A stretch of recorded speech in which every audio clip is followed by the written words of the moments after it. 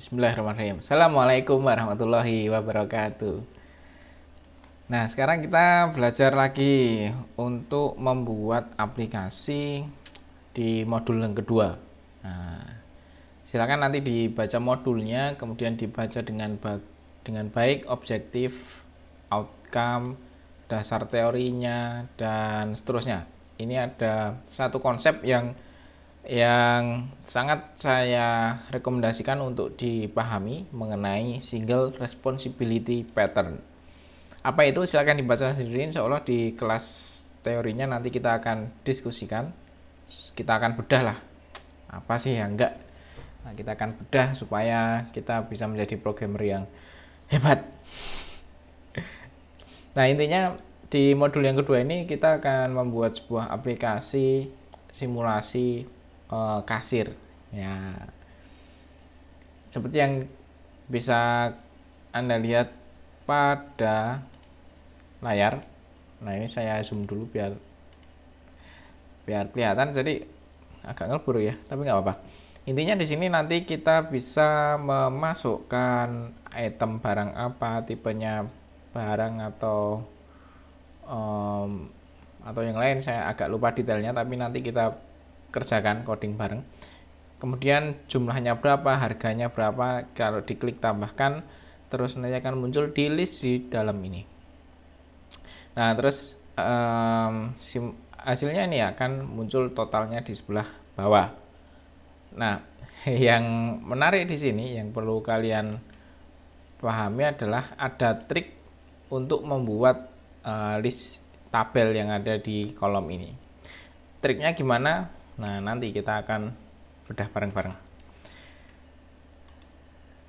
Kita ikuti step by stepnya, mulai dari langkah pertama membuat project baru.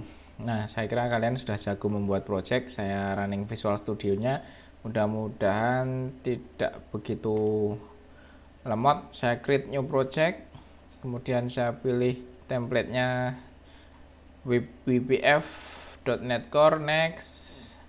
Nah, nama projectnya The Cashier. Terus location menyimpan. Nah, ini Anda harus cermat juga di mana letak source code ini nanti akan disimpan. Saya simpan di D.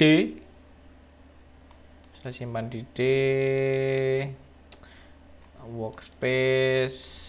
Kemudian saya bikin baru saya kasih nama PL ya, pemrograman lanjut terus sip. Nah, disimpan di sini. Solution name-nya biarkan saja default, terus create. Bismillah. Yang ini yang agak membutuhkan waktu, cepat lambatnya ini bergantung pada PC atau laptop yang kita pakai. Nah, terutama ini waktu merender tampilan. Saya sih untuk development software ini saya merekomendasikan dengan spek yang menengah ke atas ya. Paling enggak RAM-nya 8. Kalau RAM-nya 4 bisa enggak, Pak? Ya bisa, tapi kalau dipakai di Windows saya kira agak lemot. Meskipun IDE-nya relatif ringan, tapi ya kayak gini. Syukur-syukur bisa SSD. Kalau bisa SSD mungkin jauh lebih kenceng. Sudah selesai, ternyata lumayan cepat. Oke, ini project selesai. Terus kita ikuti langkah berikutnya.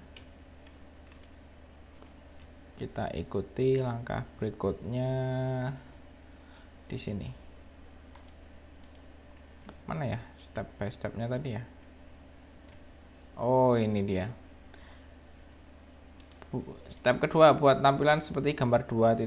Nah, ini kita ingat-ingat ada label, kemudian ada label dan diikuti text box, ada combo box, ada button, kemudian ada list box, ada label lagi. Yuk kita bikin. Nah, ini nanti kanvasnya biar mengecil, itu nanti aja kita susun belakangan. Sekarang kita tambahkan beberapa komponennya. Kita bisa tarik drag and drop di sini. Yang pertama ini untuk label. Nah, kita bisa ngasih namanya di sini. dari source code. Jadi ini render tampilannya, source code-nya ada di sebelah sini. Kita bisa ngasih nama apps cashier, typo ya, cashier versi 0.1 misalnya. Terus kemudian kita tarik lagi label. Set. Tampilannya nggak sama persis seperti di modul, nggak apa-apa sih. Yang penting ada 4 ya labelnya ya, ingat saya. Ya udah, tarik aja 4. Cus. Tarik lagi satu lagi. Cus. Nah, oke, tinggal dikasih nama. Nah, ini tinggal kalau saya sih enak di sini daripada di properties ini kadang. Di sini juga bisa, monggo silakan. Opsinya ngedit itu ada 2. Yang pertama dari sebelah kanan ini dari properties. Kemudian atau dari source code yang di bawah ini XAML. Nah, ada yang kemarin mengalami problem, Pak, Solution Explorer saya kok hilang. Nah, ini gara-gara tidak dipin. Nih, kamu klik auto head-nya, kalau diaktifkan gini, ini berarti auto head-nya nonaktif dan dia tetap stay di sini meskipun nggak aktif. Nah, dia tetap muncul di sebelah kanan. Tapi kalau di head-nya gini, dia akan hilang otomatis. Jadi, jangan panik kalau hilang, karena sebenarnya nggak hilang, cuman sembunyi aja. Nah, kita bisa ngubah di sini juga label. Apa sih yang pertama? Item. Yang kedua tadi kalau nggak salah type, jenisnya. Yang ketiga apa ya, saya kok lupa, cek dulu. Jumlah dan harga. Jumlah dan harga dalam rupiah. Kan udah masuk, kita susun sedikit biar tambah rapi. Sip. Terus kita tarik yang sebelah kanannya ada text box. Nah, ini buat bisa memasukkan value. Udah disusun aja di sini. Udah, nggak usah rapi-rapi, nggak apa-apa. Nanti aja dirapiin belakangan. Kemudian yang bawah tadi ada combo box. Mana ya combo box? Sip, masuk. Nah, terus jumlah itu pakai text box juga, set, rapiin dikit. Nah, terus yang terakhir lagi-lagi text box. Oke, set. Oke. Nah, kan dah. Terus button bawahnya tadi, B button. Tuk. Button di dalamnya ini teksnya adalah tambahkan. Terus ini ada tulisan text box, kita kosongkan. Nah, ini teksnya ini ya. Teksnya ini kita hapus saja. Push,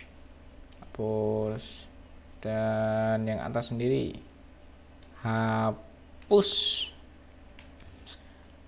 Oke. Nah, sekarang saatnya trik dimulai. Bagaimana cara bisa menampilkan kolom dan baris seperti ini? Ini sebenarnya adalah 2 list view yang ditumpuk. Yang satu buat headernya, yang satu buat itemnya. Nah, jadi sebenarnya yang triknya adalah kita membuat menggunakan 2 list view, salah. Bentar. Oke. List. Ya, namanya benar list box ya, benar list box. Tarik aja ke sini, tung. Nah, kalau dia menutupi, tinggal dikecilin. Tuh kan, mengecil. Oke, gitu. Nah, terus kalau ini berasa penuh, ya ini kita tarik biar agak besar. Sorry. Yang ditarik itu windownya ya. Oh, kok ikut.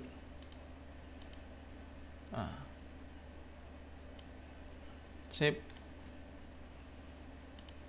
Nah, ini bisa disesuaikan lagi. Sip. Terus satu lagi listbox di atasnya.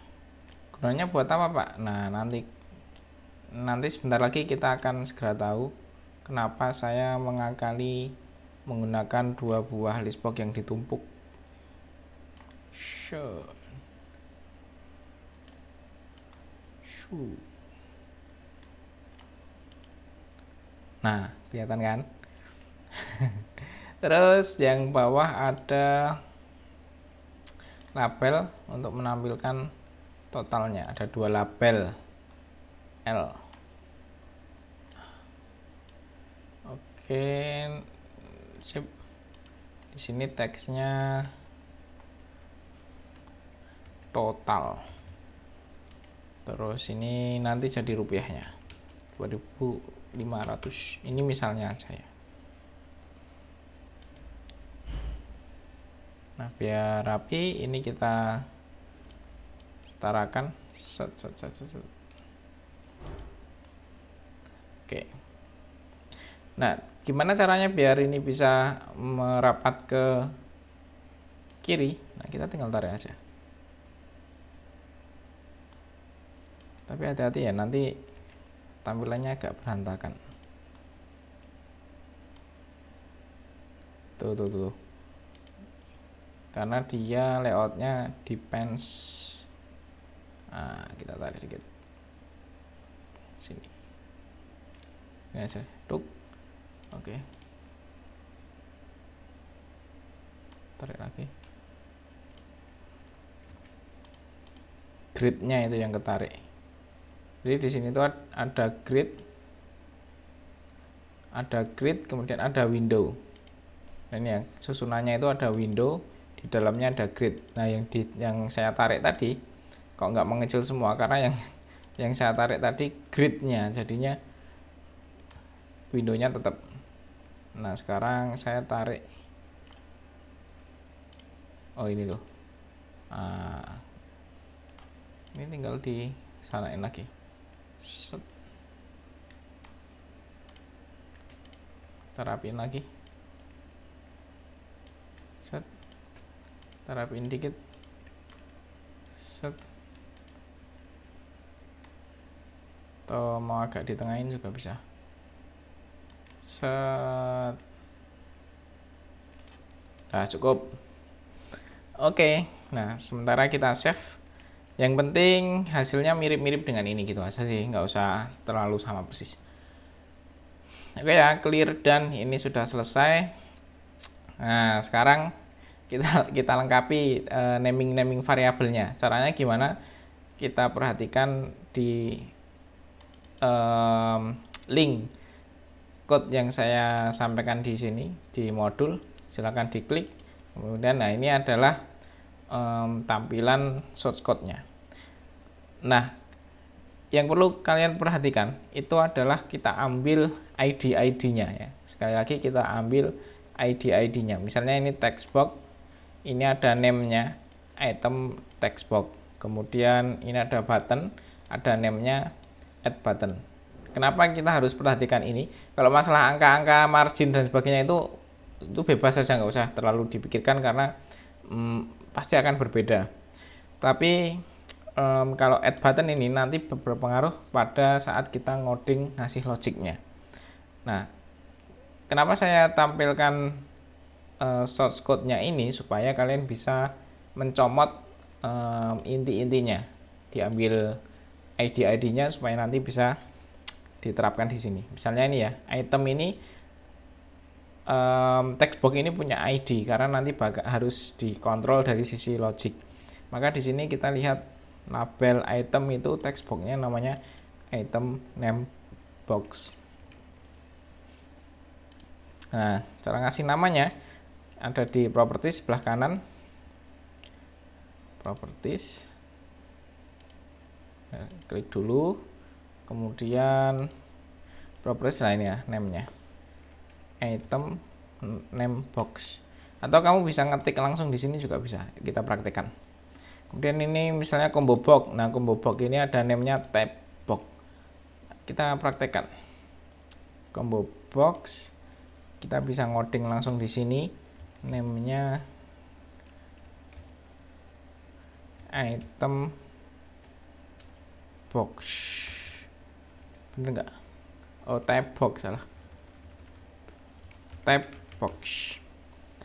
Nah, karena di sini ada combo box, berarti kalau di combo box itu ada sub itemnya, maka di sini kita bisa ngasih item, combo item dengan keywordnya combo item.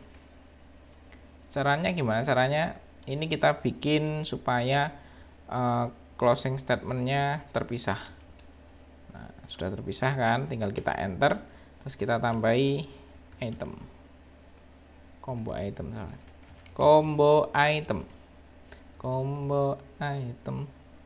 Mana kok gak ada combo box item, ya Allah, combo box item. Nah, muncul kan combo box item, kemudian kontennya, sorry bukan tag, kontennya adalah barang, saya close, kemudian combo box item lagi, kontennya jasa. Nah, itu kita bisa ngasih parameter bahwa dia sedang by default di select, selectnya dikasih true,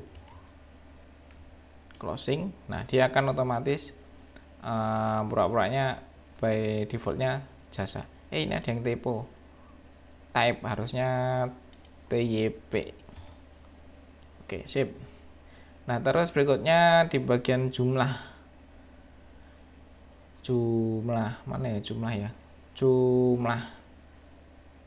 itu combo box juga, text box, sorry, ini ID-nya quantity box ya, ini ID-nya sini, text box, name-nya. Nah, kalau nggak muncul kayak gini, berarti kamu harus ngasih spasi. Name, ambil yang paling atas, apa namanya tadi, quantity box. Oke, terus kemudian yang harga kita ambil clue-nya di sini, price box namanya. Oke, kita coba sebelah kanan, price box. Kemudian buttonnya button add button. Oke, kita klik properties, kasih nama add button. Oke, silahkan di save, jangan lupa di save.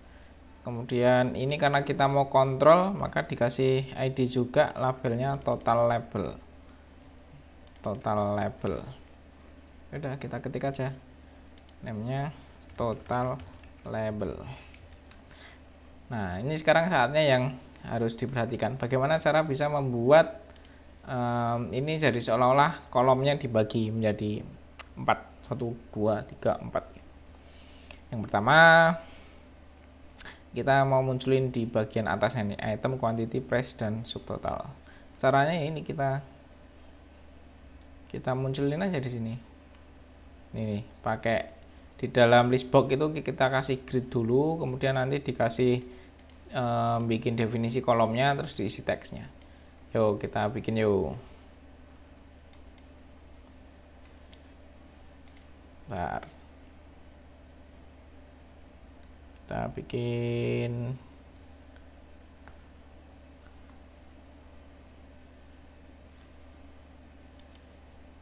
oke, sebentar, tadi mana ya? Oh, ternyata ada di jendela sini. Oke, sebentar, saya pindah.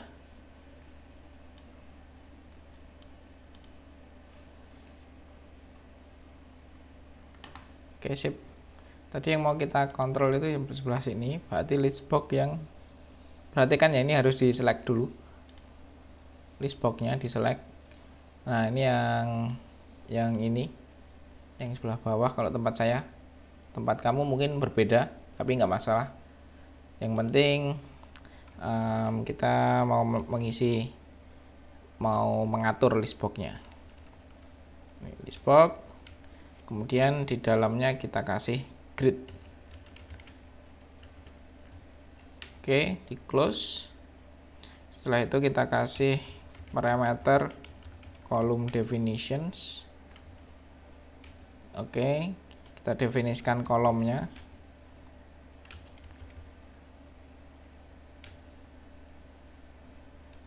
100. Kita sedang membuat kolom ini ceritanya.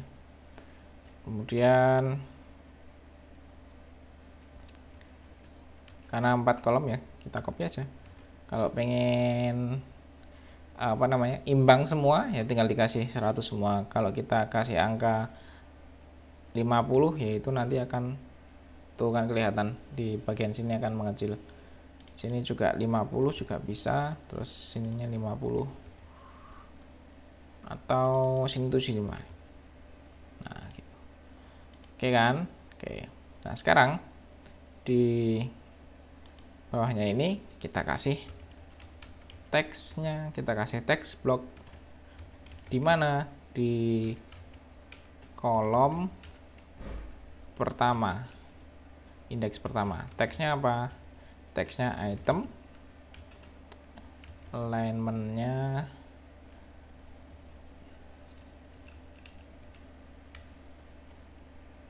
center. Nah muncul kan? Oke, kita tinggal replicate 4, tinggal duplicate 1 2 3. Nah udah kan? Itemnya quantity untuk menambahkan jumlah, kemudian ini price-nya, kemudian ini subtotal, sip. Nah kan bisa, ini saya bikin 75 semua aja ya biar lebih manis. Uts, ternyata berlebihan, saya geser aja biar muncul semua. Oke, ini saya geser juga, set. Nah dah sip. Oke. Kemudian kita siapkan, dan nanti di sini list view-nya juga harus terdiri dari 4 kolom juga di bawahnya ini. Maka nah ini triknya, ini kita harus mengatur list box yang satunya. Nih, kalau di tempat saya ini silahkan di select dulu, select. Dan ternyata kalau tempat saya cuman atas bawah sini, atas bawah. Jadi saya bisa mengatur di sini. Kita siapkan komponen-komponennya. Silakan dibuka ya, dibuka ini. Kita ngambil keterangan yang ada di sini, list box yang kita atur isinya nanti. Saya lebih suka ngetik, jadi saya akan berusaha ngetik sebisanya. Tujuannya sebenarnya untuk membuat kita lebih familiar ya. List box item template.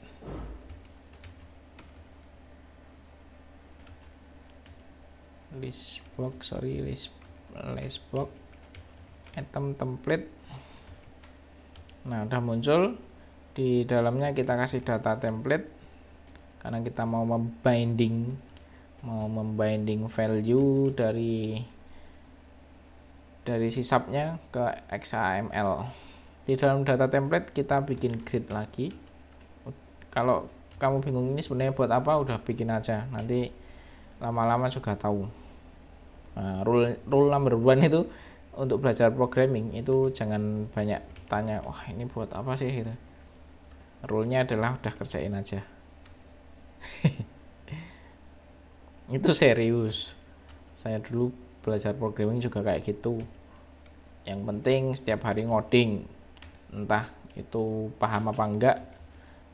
Tapi waktu itu saya berkeyakinan semakin sering saya ngoding, maka setidaknya membuat saya semakin familiar. Setidaknya saya akan lama-lama akan familiar dengan apa yang saya lakukan. Sesederhana itu. Nah, sudah selesai kolom definitionnya. Kemudian kita bikin text blocknya juga. Text block di mana di kolom ke 0. Nah, teksnya ini misalnya kita kasih sembarang dulu, misalnya webcam, biar nanti kelihatan hasilnya. Nanti kita edit lagi. Text alignment kita bikin left save dulu. Oke, cus. 1,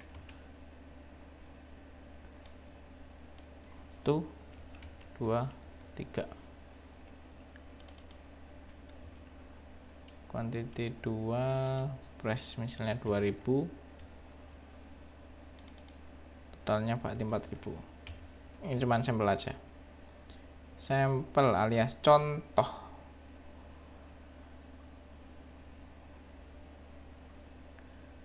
Nah kemudian ini kita baru saja mengontrol list box yang ada di sini, dan kita harus ngasih ID seperti yang ada di sini. ID-nya list box, kita kasih name-nya, name list box. Oke, selesai untuk membuat tampilan. Mau nyoba di run? Boleh, semoga nggak error. Oke, kita masih lihat berhasil enggak, masih build starting. Nah ini lama-lama ini juga tergantung pada, kembali tergantung pada PC atau laptop kita masing-masing, kecepatan ngompelnya lama atau cepat tergantung laptopnya masing-masing.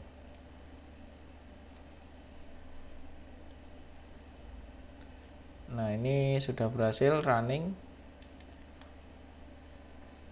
tapi running tapi tampilannya di mana? Hilang.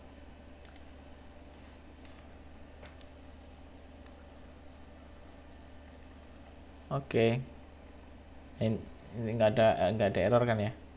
Sip, alhamdulillah nggak ada error. Proses stop aja, kita lanjut dulu.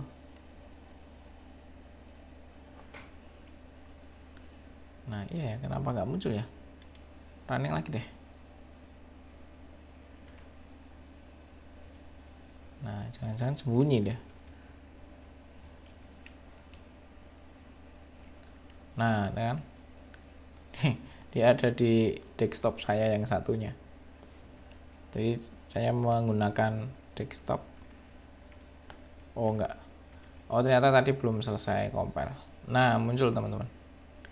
Nah jadinya kayak gini. Ini jasa barang bisa di select, kemudian nanti bisa kita masukkan itemnya apa, jumlahnya berapa, harganya berapa, tambahkan, dan dia begini. Nah muncul nih, ternyata dia sembunyi. Set. Nah nanti bisa diatur-atur tingginya. Nah kira-kira gitu. Nah sekarang kita selesai untuk step yang kedua. Step yang kedua selesai. Berarti sekarang kita tinggal melanjutkan membuat langkah ketiga, yaitu membuat kelas item. Caranya gimana? Ya udah, kita ikuti aja ini. Disuruh membuat kelas item. Kita bikin kelas itemnya.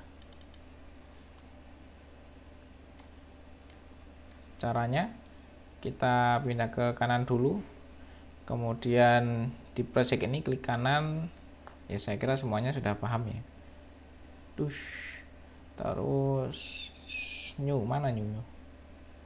Add class,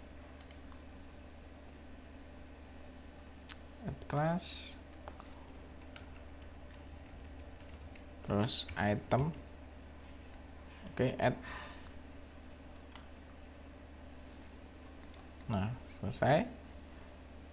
Oke deh, tinggal kita bikin. Nah dimulai dari bismillah. Private integer id, terus public string title, dia bisa get bisa set. Oke lanjut, public integer quantity bisa get bisa set. Oh, kenapa ini get set kurang titik koma. Nah, hati-hati ya, titik koma itu sangat menentukan nasib Anda berikutnya. ID, title, quantity, price. Karena price itu harga, maka kita kasih double. Price get bisa set juga. Setelah itu subtotal, double subtotal jaket set. Setelah itu, nah kalian juga harus mengingat kembali nih bedanya public sama private apa di konsep OP sih. Ini materi fundamental. Kita bikin konstruktornya, atau cara paling mudahnya adalah kita klik sini, kemudian generate constructor. Wow, muncul kan? Nah, ini magicnya ini, shoot. Nah, itu daripada harus ngetik sendiri yang capek, kita manfaatkan. Terus generate getternya, bisa nggak dibikin otomatis kayak tadi? Kita coba aja. Oh, ternyata nggak ada. Perasaan kalau di Java ada. Ya, terpaksa harus manual. Public string, kita ambil get title, kembaliannya adalah title. Gitu, terus get quantity. Oh, sorry. Public get quantity, return quantity. Setelah itu lagi public string get type, return type. Oke, berikutnya price. Public kembaliannya berupa double get price, return price. Terus subtotal. Public double get subtotal. Returnnya, nah ini subtotal. Nah, subtotal itu kan berupa perkalian antara harga dengan quantity.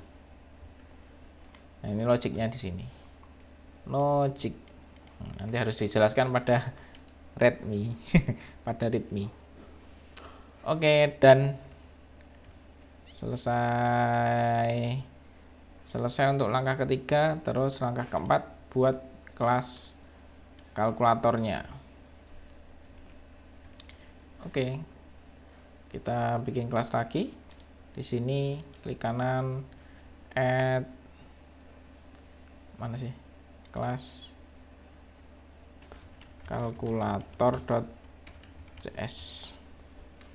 Oke, selesai. Kita ikuti seperti apa yang disarankan di sini. Kopas, nggak ketik dong, biar familiar. Private list item. Nah, item ini nanti merujuk pada kelas yang tadi sudah kita bikin. Private double, terus kita bikin konstruktornya. Big, tapi konstruktornya 0 gini ya. This item itu kita initiate. Oke, sip. Nah, terus berikutnya kita bikin ini, sebenarnya kita bikin controllernya sih ini. Nah, kita bikin fungsi-fungsinya. add item untuk dimasukkan ke list. Oke, kemudian this totalnya dihitung dari, nah ini nanti juga bagian yang harus kamu bahas, kenapa kok ada sintak seperti ini, ada logic seperti ini, get subtotal, sik. Kemudian aplik double get total, return total.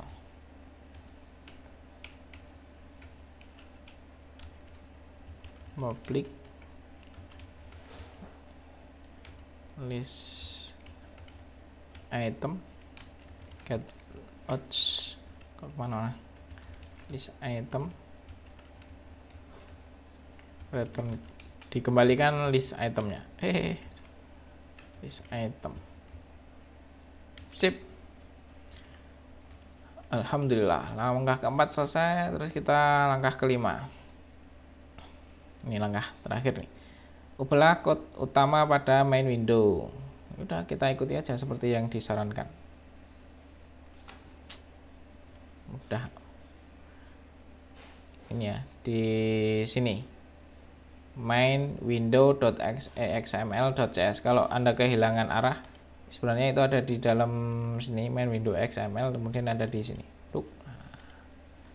Terus berikutnya kita ini ada perintah add button click. Nah, ini sebenarnya asalnya dari sini. Tambahkan ini harus dikasih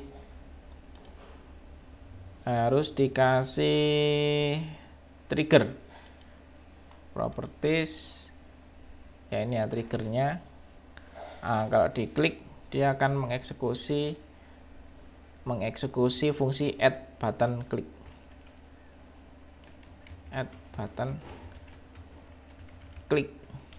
Nah, kamu bisa switch di sini untuk propertinya. Nah, kan otomatis akan muncul di main window XML. Ini dia fungsinya. Oke, kita ikuti saja apa yang direkomendasikan di sini. Dimulai dari yang paling atas, kita deklarasi kelas kalkulator, kalkulator. Terus kelas kalkulatornya di initiate,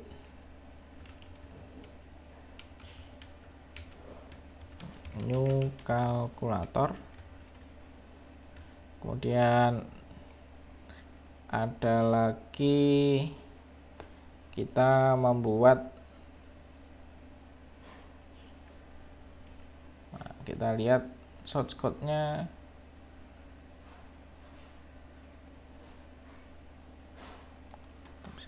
List box. Nah, kita panggil list box. Item source-nya adalah dari kalkulator get list item. Ingat ya, list box itu adalah ini. Nah, ini kan tadi ID name-nya adalah list box. Gitu. Jadi ini berhubungan nih. Oke, sip. Nah, kita kasih logic di sini. String title name box, diambil teksnya, kemudian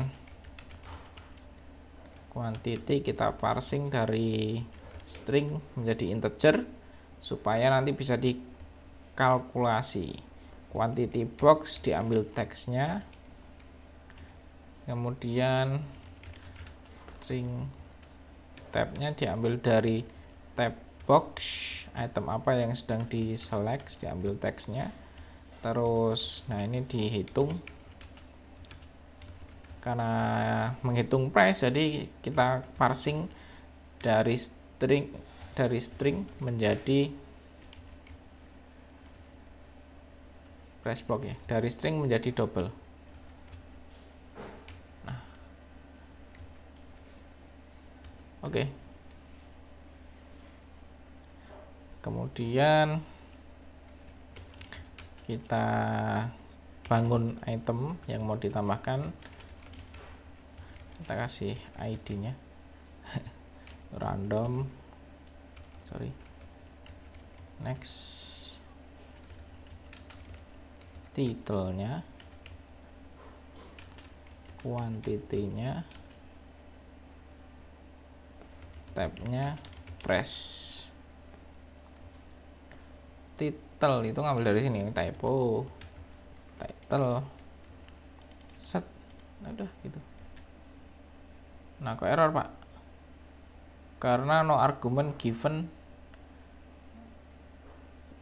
tabnya nggak ada, tabnya string. Oh, harusnya apa? Kita lihat itemnya di sini, tabnya string di sini. Oh, kebalik ya ini. Subtotal, kemudian di sini tab. Nah, ini kamu harus perhatikan ya urutannya. Subtotal baru tab. Kalau di sini berarti nah ini deh, kita ulangi memasukkan. Jadi ini kebalik-balik ceritanya. Kebalik-balik. Ups, agak lemot. Oh, wait. Salah mencet. Oke, lah ini muncul perintahnya. Yang pertama masukin ID, kita generate dari random. Terus title-nya kita ambil dari title. Terus quantity-nya kita ambil dari quantity. Kemudian price kita ambil dari price. Subtotalnya kita ambil dari mana ya? Double tab dari press ya. Oke. Kemudian baru tabnya. Sip. Nah, nggak error. Sekarang kalkulatornya kita tambahkan itemnya, terus kita hitung totalnya. Kalkulator disuruh ngitung. Oke, total. Kemudian kita tampilkan hasilnya di total label. Karena totalnya double dan harus ditampilkan dalam string, berarti kita harus mengkonversi menjadi string, tapi di format dulu supaya nanti muncul kata rupiah. Parameternya angka 0. Yang ditampilkan adalah total. Sip. List box itemnya diupdate. Items refresh. Set. Oke, kita coba lagi. Bismillah.